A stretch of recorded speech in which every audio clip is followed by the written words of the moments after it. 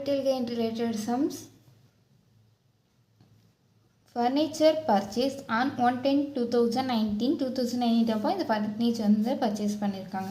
எவ்வளோக்குன்னா 7 lakh rupees பண்ணியிருக்காங்க. அதுக்கான return down value வந்து எப்போனா 1/4/2024 அப்போ 5 lakhs rupees இருக்குது.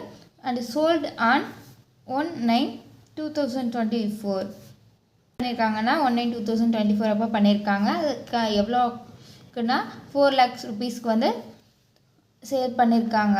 Compute the capital gain. இதுக்கான கேபிட்டல் கெயின் வந்து கண்டுபிடிக்க சொல்லியிருக்காங்க. இப்போ அவங்க எவ்வளோ சேல் பண்ணியிருக்காங்கன்னா 4 lakhs rupeesக்கு வந்து சேல் பண்ணியிருக்காங்க. இங்கே 4 lakhs rupees போட்டேன்னா purchase and written down value கொடுத்துருந்தாங்கன்னா நம்ம ரிட்டன் டவுன் வேல்யூ தான் எடுத்துக்கணும். இப்போ ரிட்டன் டவுன் வேல்யூ வந்து எழுதிக்கலாம். எவ்வளோனா 5 lakh rupees. So written down வேல்யூலேருந்து நம்ம சேல் பண்ண அமௌண்ட் கம்மியாக இருக்குது. ஸோ நமக்கு லாஸில் தான் வரும். அப்போ நமக்கு 1 lakh rupees loss. Short time capital loss எவ்வளோனா 1 lakh rupees.